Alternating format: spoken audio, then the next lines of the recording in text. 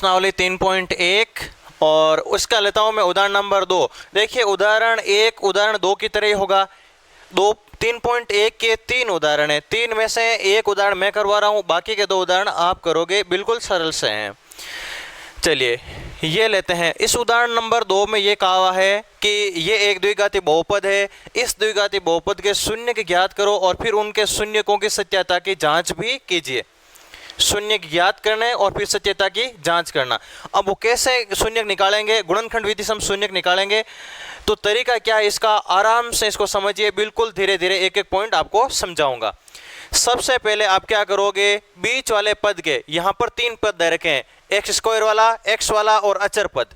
जो एक्स वाला पद है उसके आप 2 ऐसे भाग करो जिनको जोड़ें, दोनों भागों को हम जोड़ें, बीच वाले पद के ऐसे 2 भाग।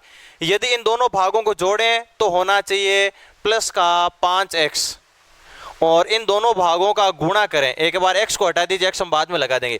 जोड़ें तो होना चाहिए प्लस का 5 और गुणा करें तो इनका गुणा होना चाहिए पहले और तीसरे के गुणा के बराबर। पहला है पद 3 और तीसरा पद है -2, इनका गुणा होना चाहिए 3 इंटू -2 यानी माइनस का 6।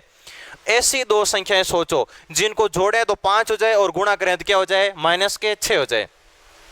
अब गुणा माइनस में कब आता है, आपके पास में यदि 2 संख्या है तो गुणा माइनस में कब आएगा, यदि दोनों ही संख्याएं माइनस की है तो उत्तर तो आएगा प्लस में, और यदि दोनों ही संख्याएं प्लस की है तो भी उत्तर आएगा प्लस में। लेकिन यदि एक संख्या माइनस की और एक संख्या प्लस की है तो उत्तर आएगा प्लस माइनस माइनस में। उत्तर गुणा का माइनस में आ रहा है, इसका मतलब एक संख्या प्लस की होगी और एक संख्या माइनस की होगी।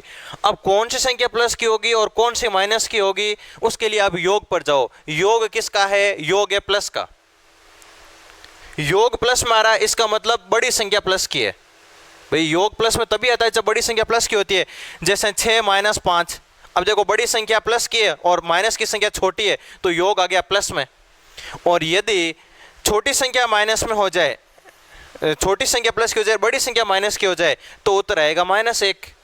तो योग प्लस में आ रहा है, इसका मतलब बड़ी संख्या प्लस की है। अब इसके आप गुणनखंड कर लीजिए, इसके 2 गुणनखंड कर लो। 3 के गुणनखंड होते हैं, 3 के गुणनखंड क्या क्या हो सकते हैं, अपाजी गुणनखंड की बात नहीं कर रहा मैं। 3 के गुणनखंड हो सकते हैं 1 × 6, 1 और 6 को गुणा करते हैं तो भी 6 आते हैं। 2 × 3 हो सकते हैं, 2 × 3 भी 6 होते हैं। और 6 × 1 हो सकते हैं, 6 × 1 तो वैसे पहले आ ही गया, ये भी 6 होता है।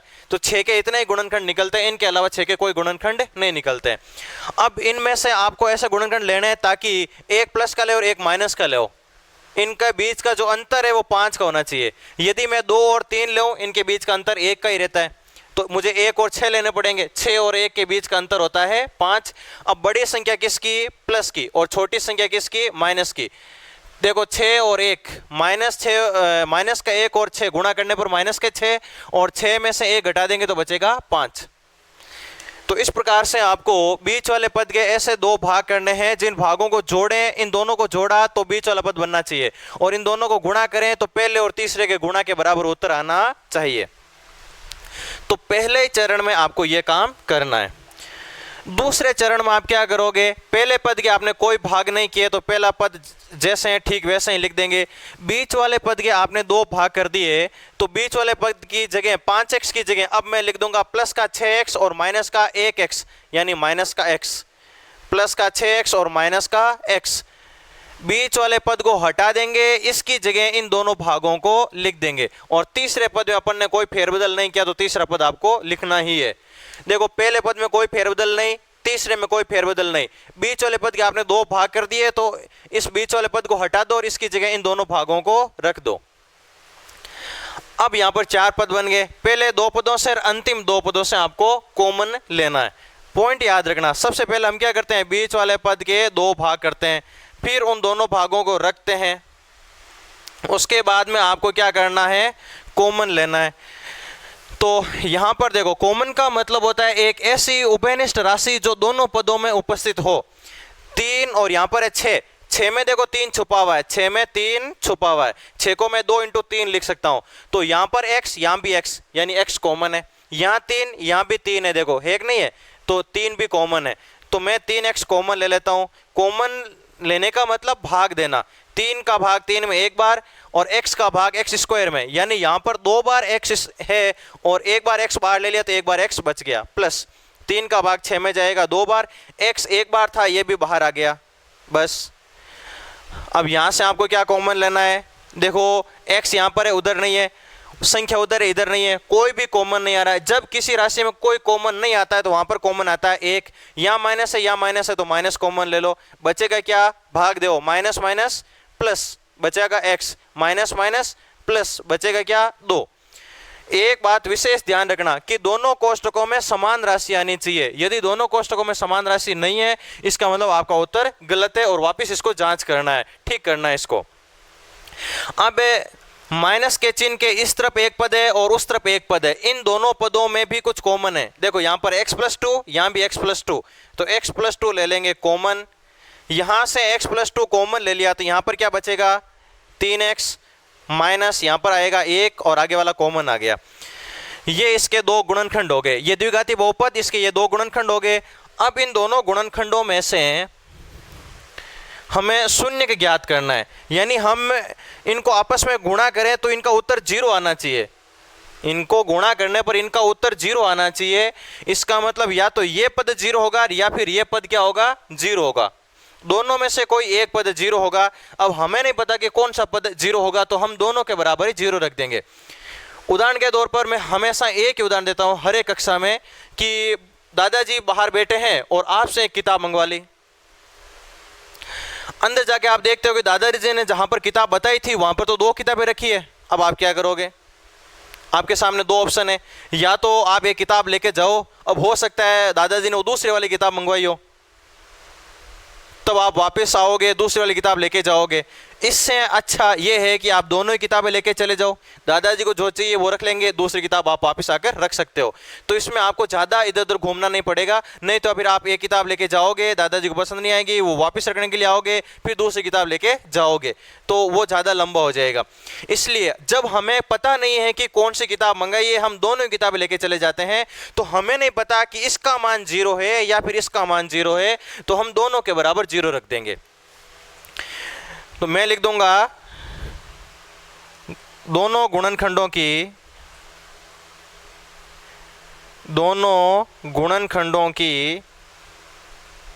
तुलना 0 से करने पर, 0 से तुलना करेंगे तो x+2 के बराबर 0, या तो ये पद 0 होगा या फिर ये पद 0 होगा। 3x - 1 बराबर 0, तो x बराबर +2 को इधर भेजते ही चला जाएगा -2 और x बराबर -1 इधर भेजते ही +1 और इंटू में 3 इधर भेजते ही कहाँ जाएगा बट्टा में। ये इस प्रकार से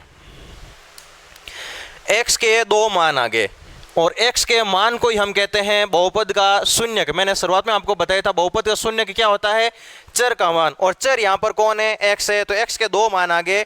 पहले मान को हम संकेत दे देते हैं अल्फा और इसको हम संकेत दे देते हैं बीटा। अल्फा और बीटा कुछ नहीं है, केवल और केवल संकेत है, आप इनकी जगह k और ख दे दो, मतलब दे सकते हैं। हालांकि आपके उस अनुसार सूत्र बनाए हुए हैं, बोर्ड एग्जाम में उस अनुसार कॉपियां चेक होगी तो एग्जामिनर कंफ्यूज नहीं हो, सबके सभी पूरे राजस्थान में बालकों का एक ही तरीका रहे, वो एक ही संकेत माने, इसलिए यहाँ पर अल्फा और बीटा दिया हुआ है। बाकी अल्फा और बीटा देना कोई इतना आवश्यक नहीं है, आप इनकी जगह कोई और भी संकेत दे सकते हो, लेकिन एक रूपता रखने के लिए अल्फा और बीटा दिया जाता है। अब देखिए आपको करनी 2 शून्य निकाल लिए अल्फा और बीटा, शून्य यानी x के 2 मान, यहाँ पर द्विघाती बहुपद है, घात 2 है तो 2 शून्य निकलेंगे, 2 शून्य निकल गए। अब हमें इनके शून्यकों की करनी है जांच कि हमने जो शून्य ज्ञात किए हैं वो शून्य सही है या गलत है। जांच का पहला नियम यह है कि अल्फा प्लस बीटा बराबर होना चाहिए -b/a। तो चलिए पहले हम अल्फा और बीटा को जोड़ते हैं, अल्फा का मान -2, बीटा का मान 1/3, तो -2 प्लस बीटा का मान 1/3, -2 और 1/3, -2 और 1/3, इसके बटा में कुछ नहीं तो बटा में 1। जब 2 भिन्नों की जोड़ या बाकी करनी हो आप तिरछा गुणा कर लो, -2 को 3 से गुणा किया तो ये हो गया -6, 1 को 1 से इंटू किया तो आ गया 1 और बटा में 1 को 3 से इंटू किया तो 3, ये आ गया -5/3। अब आप देखिए -b/a का मान तो -b अब आपको पता ही होगा ए बी और सी क्या होते हैं। ए होता है एक्स स्क्वायर के गुणा वाली राशि, बी होता है एक्स के गुणा वाली राशि और सी होता है अचर पद। तो हमें चाहिए बी और ए। बी का मतलब एक्स के गुणा में, एक्स के गुणा में यहां पर 5 है और बटा में ए का मान यहां पर 3 है। ये है समीकरण नंबर 1 और ये हो गया समीकरण नंबर 2। तुलना कीजिए, देखें समीकरण 1 व 2 से अल्फा प्लस बीटा का मान कितना, -5/3 और -5/3 किसके बराबर है, -b/a के बराबर है, -b/a। क्या ये सूत्र सही रूप से लागू हुआ यहाँ पर? क्या ये दोनों पद बराबर हैं, अल्फा प्लस बीटा और -b/a बराबर हैं? जी हाँ, ये बराबर है, तो ये अपनी जांच सही हुई। जब कोई बीमारी की जांच करनी है, मेडिकल जांच होती है, तो उसमें 2-3 जांचें की जाती है और तीनों जांचों को आपस में मिलान किया जाता है। यदि दोनों में एकदम सही जांच आ रही है, इसका मतलब वो उपकरण सही है और व्यक्ति भी जो जांच हुई है उसमें वो सही पाया गया है, जो भी जिससे संबंधित जांच की गई है। तो अपनी ये पहली जांच ही, पहली जांच में हम सफल हुए। अब हम लेते हैं दूसरी जांच, एक और जांच करते हैं, उसमें भी कोई गड़बड़ी नहीं आएगी, इसका मतलब हम एकदम स्वस्थ हैं, यानी ये क्वेश्चन एकदम सही है, गलत नहीं है। दूसरी जांच लेते हैं हम, अल्फा बीटा बराबर होना चाहिए c/a। यहां पर तो अपन ने क्या किया, शून्यकों का योग, यहां पर हम कर रहे हैं शून्यकों का गुणनफल। शून्य के -2 और 1/3, -2 × 1/3 तो हो जाएगा -2/3। और यहां पर मैं ले लेता हूं c/a का मान। c का मान देखो -2 और a का मान है 3, तो हो जाएगा -2/3। ये समीकरण नंबर 3 और ये समीकरण नंबर 4। क्या ये दोनों बराबर आ रहे हैं, -2/3 -2/3? इसका मतलब ये दोनों आपस में क्या हैं, बराबर हैं। तो यहां पर भी लिख देना अल्फा बीटा बराबर c/a। अतः हमारे द्वारा ज्ञात किए गए शून्यक बिल्कुल सही है। तो इस प्रकार से आपको किसी भी बहुपद के गुणनखंड विधि से गुणनखंड कर रहे हैं, फिर दोनों गुणनखंडों के बराबर अलग अलग 0 रख देना है, तो 2x के मान आ जाएंगे, पहले को अल्फा और दूसरे को बीटा नाम देना, और फिर इस तरीके से आप जांच करके बता देना कि अपने द्वारा निकाले गए शून्यक एकदम सही है। तो ये था अपना उदाहरण नंबर 2। ठीक इसी प्रकार 3.1 का पहले के 6 पॉइंट है, वो सभी पॉइंट इसी तरीके से हल होंगे। चलिए आइए अब हम पढ़ते हैं प्रश्नावली 3.1। प्रश्नावली 3.1 का पहला क्वेश्चन है, पहले का पहला पॉइंट है 4x² और प्लस में 8x। चलिए सबसे पहला काम मैंने कहा था कि द्विघाती बहुपद का मानक रूप होता है ax² प्लस का bx और प्लस में c। ये इस प्रकार का, यदि तीनों पद दिए हुए हैं तो आप बीच वाले पद के 2 भाग करो, जिनका योगफल बीच वाले पद के बराबर हो, जिनका गुणा पहले और तीसरे के गुणा के बराबर होना चाहिए। तो अपना यहाँ पर पद ही 2 है। पहला काम में करना था बीच वाले पद के 2 भाग, उसके बाद में आपको उन दोनों भागों को रखना था। हल करने का तरीका ये, और तीसरे में आपको कॉमन लेना था, आपको देखना था कि कॉमन क्या रहा है। तो यहाँ पर 2 ही पद हैं, ये प्रॉपर 3 पद है नहीं, यहाँ पर 2 ही पद हैं, तो 2 पद हैं तो ये पहले 2 तो नियम लागू नहीं होंगे। तीसरे में देखो कॉमन, तो यहाँ पर कोई राशि कॉमन आ रही है क्या, देखो 4 यहाँ पर, 8 यहाँ पर, 4 का भाग जाता है 8 में, तो यहाँ से हम ले लेंगे 4x कॉमन। 4 का भाग 4 में 1 बार, x का भाग x² में, यानी यहाँ पर x है 2 बार, 1 बार बाहर ले लिया तो यहाँ पर x बचेगा 1 बार, 4 बार आ गया, 1 बार x बाहर आ गया तो 1 बार x बच गया, प्लस 4 का भाग 8 में 2 बार और 1 बार x था वो भी बाहर आ गया तो बचेगा कुछ भी नहीं। ये इसके 2 गुणनखंड हो गए, यहाँ भी कोष्टक लगा दो, इनके बीच में गुणा का चिन्ह है। ये इसके 2 गुणनखंड हो गए। अब इन दोनों गुणनखंडों में से कोई एक गुणनखंड शून्य होगा, या तो ये शून्य होगा या फिर ये शून्य होगा। तो हम क्या करेंगे, इन गुणनखंडों की 0 से तुलना कर लेंगे। मैं लिख दूंगा यहाँ पर दोनों गुणनखंडों की तुलना, दोनों गुणनखंडों की तुलना शून्य से करने पर। तो यहां पर हो जाएगा 4x बराबर 0 और इस तरफ हो जाएगा x + 2 बराबर 0। तो x बराबर 0 इंटू में 4 इधर भेजते ही कहाँ जाएगा, बट्टा में, तो x का मान कितना आ गया 0। किसी 0 में किसी भी संख्या का भाग दे उत्तर 0 आता है, 0 बटा कोई भी संख्या उत्तर 0। और यदि 0 का भाग लगा दिया तो फिर ये अपरिभाषित है, किसी भी संख्या में 0 से हम भाग नहीं दे सकते। चलिए यहाँ पर देखिए x बराबर +2 को इधर भेजते ही हो जाएगा -2। ये पहला शून्यक, इसको अल्फा नाम दे दीजिए, इस शून्य को नाम दे दीजिए बीटा। अब हमें करनी है शून्यकों की जांच। जांच के लिए देखिए पहला नियम है अल्फा प्लस बीटा यानी शून्यकों का योग, और फिर अगला है शून्यकों का गुणनफल। पहला लेते हैं हम शून्यकों का योग। यहाँ पर शून्यक 0 और अगला शून्य क्या है -2। 0 और -2 होते हैं -2। ये हो गया समीकरण नंबर 1। अल्फा प्लस बीटा बराबर होता है -b/a। तो -b का मान देखो, ये a का मान, ये b का, c का कोई मान नहीं है तो c का मान कोई नहीं है यानी 0 है। कोई नहीं को गणित में 0 कहते हैं। कोई नहीं, कुछ नहीं, है ही नहीं, उसको हम गणित में 0 लिखते हैं। संडे है, आज कोई भी बालक विद्यालय नहीं आया, अब इसको गणित में बोलोगे तो आप क्या बोलोगे, संडे है इसलिए आज 0 विद्यार्थी इस विद्यालय आए। माइनस की जगह -b। b का मतलब होगा x का गुणांक। x के गुणा में क्या है 8 और बटा में a का मतलब होगा x² का गुणांक। x² का गुणा में क्या है 4। -8 में 4 का भाग देंगे तो -2। यहाँ भी -2, यहाँ भी -2। इसका मतलब दोनों का उत्तर क्या है, बराबर है।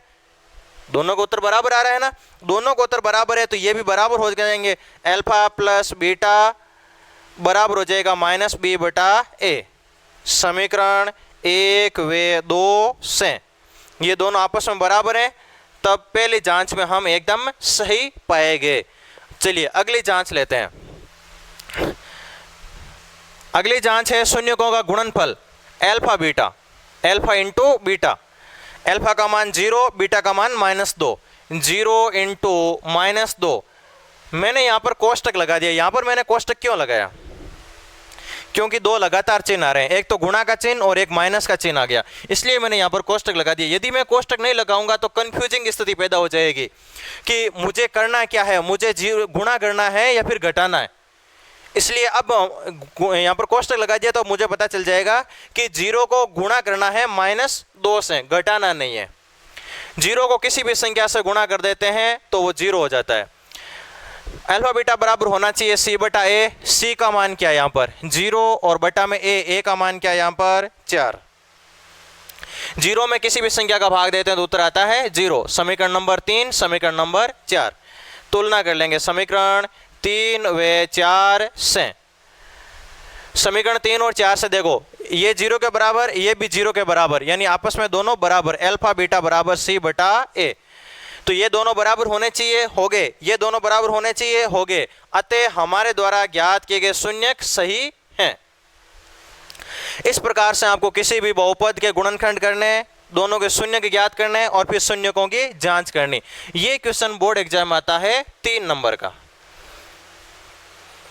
चलिए अगला लेते हैं दूसरा क्वेश्चन।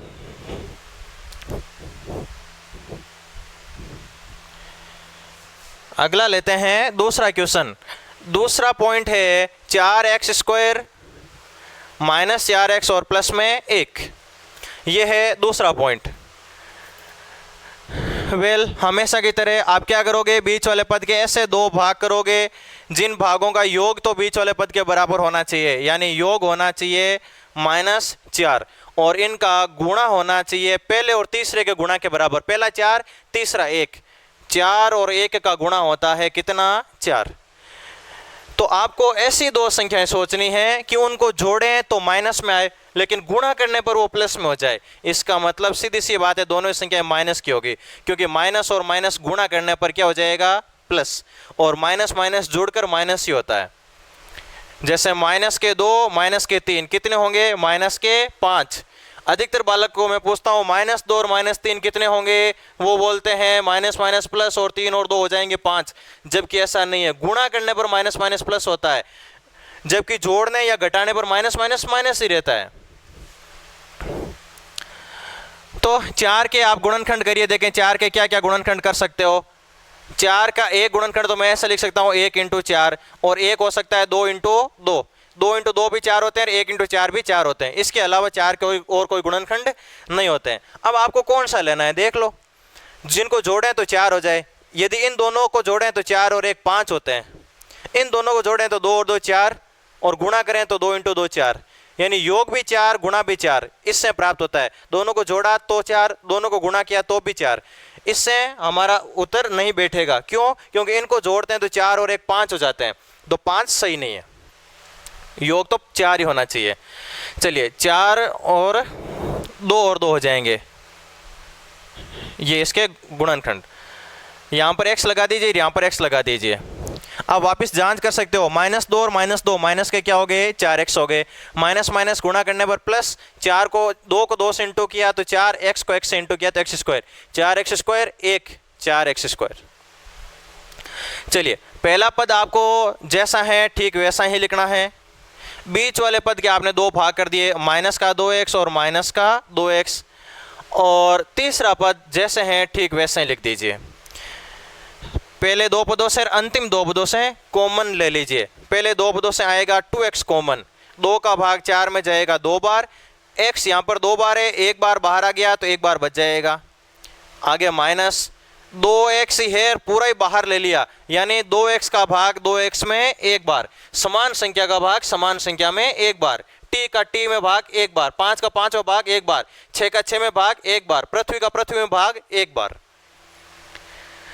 चलिए जो इस कोष्टक में आया है वही अगले कोष्टक में आएगा, आपको पता होना चाहिए। मैंने अभी उदाहरण नंबर 1 में बताया था। यानी 1 का 1 ही रह रहा है, 2x का 2x ही रह रहा है, लेकिन माइनस का प्लस हो गया और प्लस का माइनस हो गया, चिन्ह चेंज हो रहा है और चिन्ह चेंज हमेशा माइनस करता है। माइनस हमेशा चिन्ह चेंज कर देता है। देखो माइनस का भाग माइनस में दिया तो माइनस माइनस प्लस, और माइनस का भाग प्लस में दिया तो माइनस प्लस माइनस, और फिर 1 का भाग 2x में तो 2x, 1 का भाग 1 में तो 1। वेल अब ये एक पद और ये दूसरा पद, अब इस पद से भी कॉमन आ रही है, यानी कोष्टक वाली राशि कॉमन आ रही है, ये कॉमन ले लीजिए। तो यहाँ से ये राशि कॉमन आ गई तो बचा क्या? 2x। यहाँ से ये राशि कॉमन आ गई तो बचा क्या? -1। 2x - 1 और 2x - 1। अब या तो ये पद 0 होगा या फिर ये पद 0 होगा, वो दादाजी वाली बात है। हम दोनों के बराबर में क्या रख देंगे? 0 रख देंगे। 2x - 1 इसके बराबर में 0 और 2x - 1 इसके बराबर में भी 0। x बराबर -1 को उधर भेजा +1 और इंटू में 2 इधर भेजा बटा में, x का मान आ गया 1/2। x बराबर यहाँ पर भी तो सेम ही है दोनों, x का मान यहाँ भी 1/2 हो जाएगा। इसको नाम अल्फा दे दीजिए, इसको नाम बीटा दे दीजिए। अब जांच आपको करनी है तुरंत, अभी लग जाइए। जब भी मैं पढ़ाता हूँ आपके पास में कॉपी पेन पेंसिल होना चाहिए, मुझे दिख रहा है यहाँ से। चलिए इसकी जांच करिए तुरंत। ये उत्तर निकल गया है, 2 शून्य का आगे अल्फा और बीटा। अब इनकी जांच करिए। एक तो पहले योग वाली जांच होगी, अल्फा बीटा बराबर मान निकालिए और -b/a का मान निकालिए, दोनों मान बराबर होने चाहिए। ये हो गई पहली जांच। और दूसरी जांच क्या होगी? अल्फा बीटा यानी गुणनफल दोनों का, और फिर c/a ये मान निकालिए और फिर दोनों बराबर होने चाहिए। और फिर बताइए कि ये दोनों बराबर हैं तो हमने जो शून्य निकाले हैं वो एकदम सही है। तो आप पता करो मैंने जो यहाँ पर शून्य निकाले हैं वो सही है या गलत है, कहीं मैंने गलत तो नहीं निकाल दिए। तुरंत अभी हल करिए।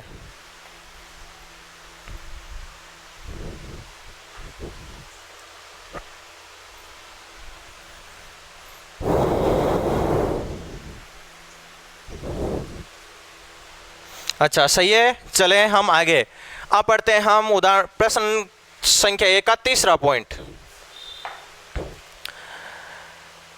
तीसरा पॉइंट है 6x² - x और माइनस में 2। ये आपको एक कंप्लीट हल करना है। आपको बीच वाले पद के ऐसे 2 भाग करने हैं जिनको योग करें तो इनका योग तो होना चाहिए, माइनस का यहाँ पर कोई संख्या नहीं है तो 1 है, यानी योग होना चाहिए -1 और गुणा होना चाहिए इनका 6 को -2 से इंटू करो, पहले और तीसरे को गुणा होना चाहिए इनका -12। तो इसका गुणनखंड कर लो। 12 के क्या क्या गुणनखंड हो सकते हैं? 12 के गुणनखंड हो सकते हैं 1 × 12 या 2 × 6 या 3 × 4 और उसके बाद में 6 × 1, 6 × 2, 6 × 2 तो आ गया, चलो इतना ही है। जोड़ें तो कितना होना चाहिए? माइनस का 1 होना चाहिए और गुणा करने पर माइनस के 12 होने चाहिए। गुणा माइनस में आ रहा है, इसका मतलब एक राशि प्लस की एक राशि माइनस की होगी, क्योंकि प्लस माइनस माइनस होते हैं। चलो अंतर कितने का? 1 का। इनके बीच में अंतर कितने का? इनके बीच में अंतर कितने का? इनके बीच में अंतर कितने का, तो आप क्या लोगे 3 और 4। अब बड़ी संख्या किसकी होगी, माइनस की, तो 4x यहाँ पर आ जाएगा और यहाँ पर आ जाएगा 3x। अब क्या लिखोगे 6x², इस x की जगह लिख दोगे प्लस का 3x और माइनस का 4x और फिर माइनस में 2। चलिए आगे इसको हल करिए, पहले दो पदों से कॉमन ले लीजिए, अगले दो पदों से कॉमन ले लीजिए और इसको हल करिए। ये आपको हल करना है। तीसरे के बाद में चौथा पॉइंट है x² minus 15। x² minus 15 well हल करने के लिए आपको तरीका बताया हुआ है कि बीच वाले पद के भाग करो, बीच में तो आए ही नहीं कोई पद, यहाँ पर पद ही 2 हैं। फिर मैंने कहा उस बीच वाले भाग को रखो, 2 नंबर पर मैंने कहा था जब भाग ही नहीं किया गया तो हम रखेंगे क्या। तीसरे बात पर मैंने कहा था आप कॉमन लो, तो यहाँ पर देखो कोई कॉमन आ रही है राशि, यहाँ पर x है, यहाँ पर 15 है, कोई कॉमन नहीं आ रहा है। एक तो चर है और एक अचर है, चर और अचर में कोई कॉमन नहीं आता है। चौथे नंबर पर मैंने कहा था कि हमें नहीं पता कि कौन सा पद 0 होगा, पहला या दूसरा, तो उन पदों के बराबर हम क्या रख देंगे, 0 रख देंगे। ठीक ऐसा ही काम इसमें करिए, पहला पद लागू नहीं हुआ, दूसरा लागू, तीसरा लागू नहीं हुआ, चौथा लागू हो रहा है, तो x² माइनस 15 इसके बराबर में हम 0 रख देंगे। तो x² बराबर माइनस 15 इधर भेजते ही प्लस 15 और x बराबर इस तरफ से स्क्वायर का चिन्ह हटाते इस तरफ हम लगा देंगे रूट का चिन्ह और प्रत्येक संख्या के 2 वर्गमूल निकलते हैं, एक तो प्लस का और एक निकलता है माइनस का। तो x का मान आ गया एक तो रूट 15 और दूसरा आ गया x बराबर माइनस रूट 15। ये हो जाएगा अल्फा और ये हो जाएगा बीटा। अब इनकी आप जांच कर लेना। आगे पांचवा पॉइंट है x² minus root 3 plus 1 x और प्लस में है रूट 3। इस प्रकार का कभी भी प्रश्न आ जाए, आपको लग रहा होगा कि ये लंबा क्वेश्चन है लेकिन ये सबसे सरल क्वेश्चन है। इस प्रकार का आगे एक और क्वेश्चन आएगा, उसको भी ध्यान में रखना। इस प्रकार का कभी भी प्रश्न आ जाए तो आपको क्या करना है, कोष्टक खोल देना है। कोष्टक खोलते ही बीच वाले पद के अपना आप 2 भाग हो जाएंगे। यहाँ पर है x², फिर देखो आगे तो है माइनस और पीछे क्या है x। आप चाहो तो इस x को आगे लिख लो, यहाँ पर लिख लो x को, ताकि आप कंफ्यूज नहीं रहोगे। माइनस x को रूट 3 से गुणा करते ही minus root 3x, minus x को 1 से इंटू करने पर माइनस x और फिर आगे है प्लस का रूट 3। ये हो गए 4 पद। इन 2 पदों से इन 2 पदों से कॉमन लो, यहाँ से हम x कॉमन लेंगे तो यहाँ पर बचेगा x माइनस रूट 3 और यहाँ से हम माइनस 1 कॉमन ले लेंगे तो माइनस माइनस प्लस बचेगा x और माइनस प्लस माइनस और 1 का भाग रूट 3 में देंगे तो रूट 3। अब x माइनस रूट 3 हमने ले लिया कॉमन, तो बचेगा क्या यहाँ पर x माइनस 1। इस प्रकार से ये आ गया। अब इसके अलग अलग बराबर में 0 रख दीजिए, x माइनस रूट 3 के बराबर में 0 और x माइनस 1 के बराबर में 0। x बराबर आ जाएगा रूट 3 पक्षांतन करके और x बराबर आ जाएगा 1 पक्षांतन करके। ये हो जाएगा अल्फा, ये हो जाएगा बीटा। जांच आपको करनी है, अब बन जाइए डॉक्टर और तुरंत जांचें करिए, ठीक है। अगला क्वेश्चन, छठवां पॉइंट है 3x² minus 3x² minus x minus 4। 3x² minus x और माइनस 4। बीच वाले पद के 2 भाग, जिनको जोड़ें तो होना चाहिए -1 और जिनको गुणा करें तो होना चाहिए 4 इंटू 3 कितने, माइनस के 12। 3 और 4 से बनता है, गुणा ये हो गया -4 और ये हो गया प्लस का 3। 4 में से -4 और प्लस का 3 -1 और इनको गुणा करेंगे तो 12। ये अभी क्वेश्चन आया था, ठीक उसकी तरह होगा। ये आपको करना है, इसके शून्यक निकालो और फिर इसके आप शून्यकों की सत्यता की जांच भी कीजिए। अब आते हैं हम प्रश्न संख्या 2 पर। प्रश्न संख्या 2 में आपको शून्यकों का योग और गुणनफल दे रखा है और उसकी सहायता से हमें द्विघात बहुपद बनाना है। अभी हमें क्या दिया हुआ था, द्विघात बहुपद दे रखा था और हम क्या कर रहे थे, शून्य के ज्ञात करके उसकी जांच कर रहे थे।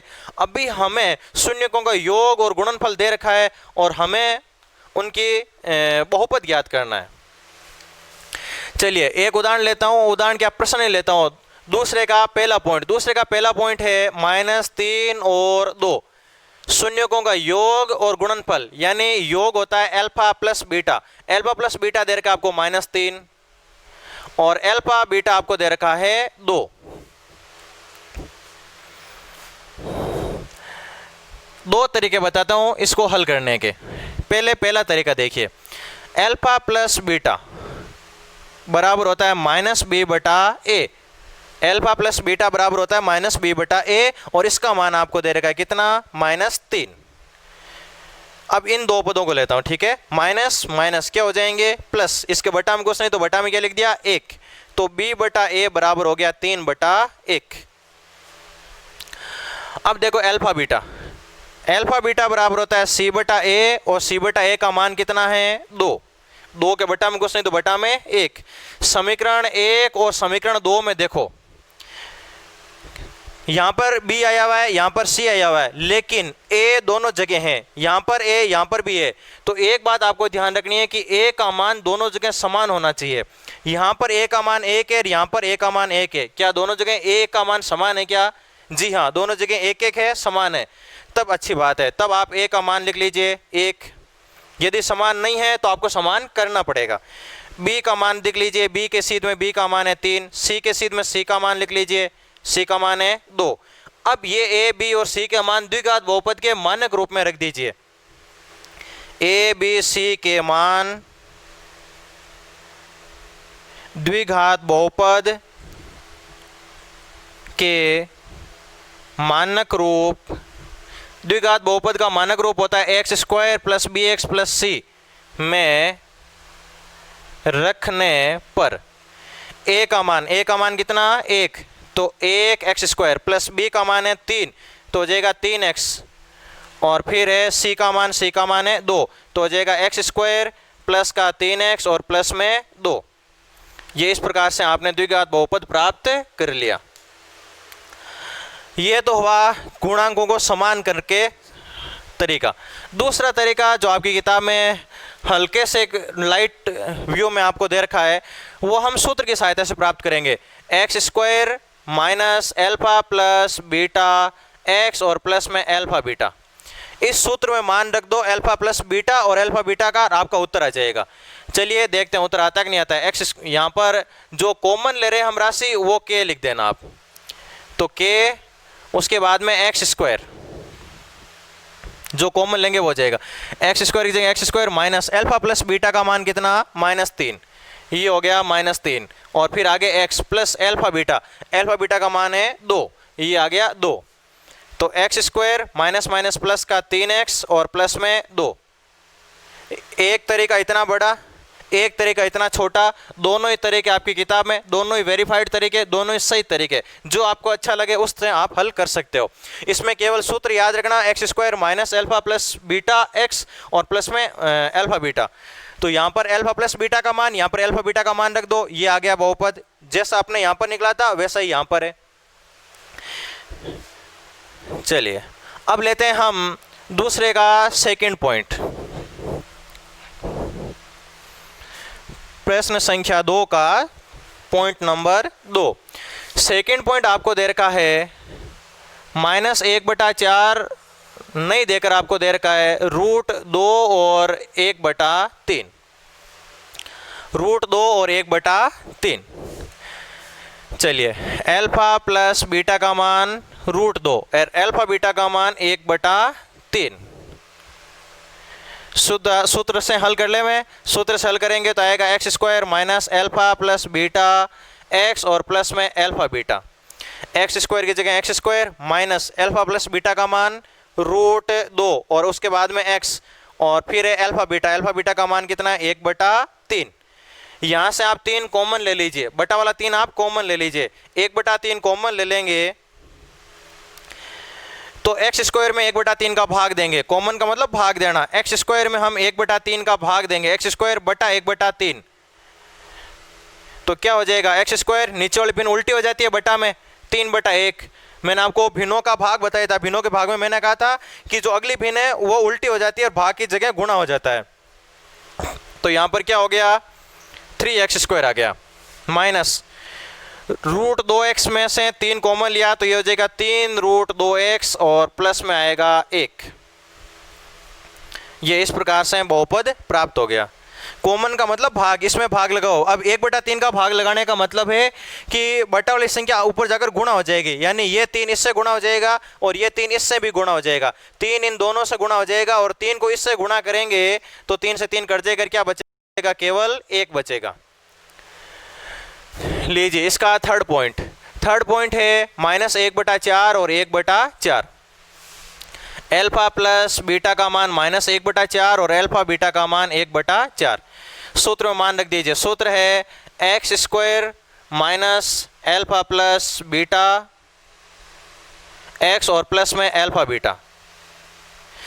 x² minus alpha plus beta का मान कितना? -1/4 x और प्लस में एल्फा बीटा का मान कितना है? 1/4। आप 4 कॉमन, 1/4 कॉमन ले लो, 1/4 कॉमन लेते ही यानी आप प्रत्येक पद को 4 से गुणा करा दो। इसको 4 से गुणा कराएंगे तो 4x² माइनस माइनस प्लस, इसको 4 से गुणा करेंगे तो 1x बचेगा, यानी केवल x और प्लस में यहां पर बचेगा 1। अब आगे है चौथा पॉइंट है 0 और √5। 0 √5 वाला भी ले लीजिए। x² यानी एल्फा प्लस बीटा का मान है 0 और एल्फा बीटा का मान है √5।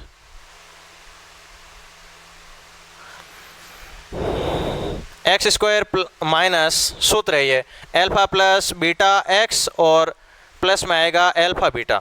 x² की जगह x² minus alpha plus beta का मान है 0, आगे x और प्लस में एल्फा बीटा का मान है √5। तो x² ये पूरा क्या हो गया? 0, तो बचेगा क्या? प्लस में √5 बचेगा। आगे पांचों पॉइंट और छठों पॉइंट आप हल करोगे। पांचों पॉइंट है 4 और 1 और छठवां पॉइंट है 1 और 1। ये दोनों पॉइंट आप हल करोगे, ठीक है? अभी तुरंत हल करेंगे। अभी आप जो प्रश्न मैं अभी आपको होमवर्क में दे रहा हूं वो तुरंत आपको अभी हल करने हैं।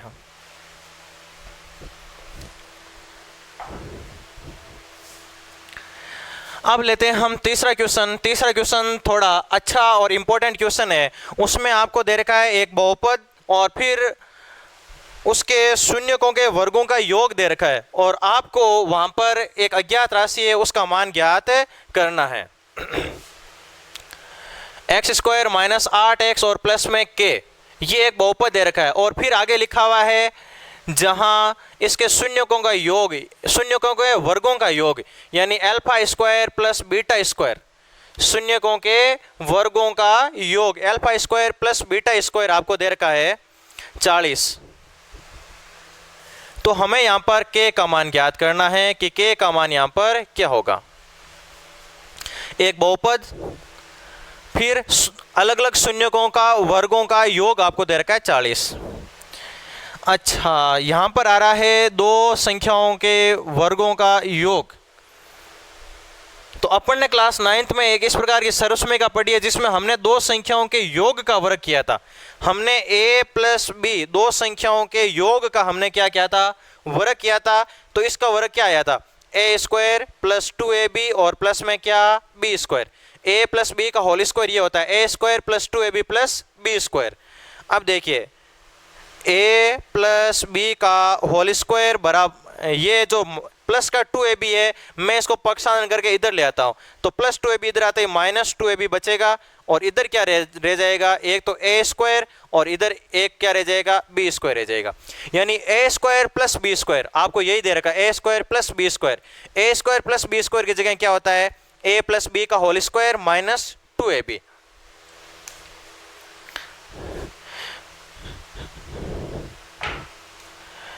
a² प्लस b² बराबर होता है a प्लस बी का होल स्क्वायर माइनस 2ab। यानी आपको क्या चाहिए? a की जगह अल्फा और b की जगह बीटा, तो α² प्लस β², अल्फा प्लस बीटा का whole square minus 2 alpha beta. यानी हमें एक तो अल्फा बीटा का मान चाहिए, एक अल्फा प्लस बीटा का, शून्यकों का योग और शून्यकों का गुणनफल हमें चाहिए।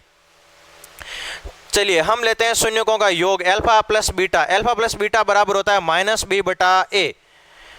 तो माइनस बी का मान क्या है? चिन्ह सहित b का मान है यहाँ पर -8। इसी माइनस वाले चिन्ह से काम मत चला लेना और बटा में a का मान यहाँ पर कुछ नहीं है तो 1 है। माइनस माइनस क्या हो जाएंगे? प्लस बटा में एक है तो ए का भाग देंगे तो 8 ही आएगा। और फिर अल्फा बीटा बराबर होता है सी बटा ए। सी का मान है के और बटा में ए का मान है 1, तो इसका मान आ गया के। ये मान इसमें रख दीजिए, अल्फा प्लस बीटा का whole square, alpha square plus beta square बराबर alpha square plus beta square बराबर अल्फा प्लस बीटा का होल स्क्वायर -2 अल्फा बीटा। ये मान रख दीजिए, alpha square plus beta square कितना मान दिया हुआ है 40 बराबर अल्फा प्लस बीटा का मान है 8, तो हो जाएगा 8 का स्क्वायर -2 इंटू अल्फा बीटा का मान क्या है के, तो ये हो गया 2k। 40 की जगह 40, 8 का वर्ग होता है 64 और माइनस में है 2k। -2k को इधर भेज दीजिए, -2k को इधर भेजेंगे तो हो जाएगा प्लस का 2k, ये -2k इधर भेजते प्लस का 2k, इधर क्या बचेगा 64 और 2k बराबर 64 प्लस में 40 उधर भेजते हो जाएगा -40। 64 में से 40 घटाएंगे तो बचेगा 24, इंटू में 2 इधर भेजते जाएगा बटा में, तो k का मान आ जाएगा 2 का भाग 24 में जाएगा 12 बार, k का मान आ जाएगा यहाँ पर 12। ये इस प्रकार से, ये थोड़ा इंपॉर्टेंट क्वेश्चन भी है, इसको आराम से वापस रीटेक करके देखिए। तो इस प्रकार से थी अपनी ये आज 3.1, फिर हम 3.2, 3, 4 इस प्रकार 6 और आगे विविध भी है, ये सब पढ़ेंगे। तब तक के लिए नमस्कार।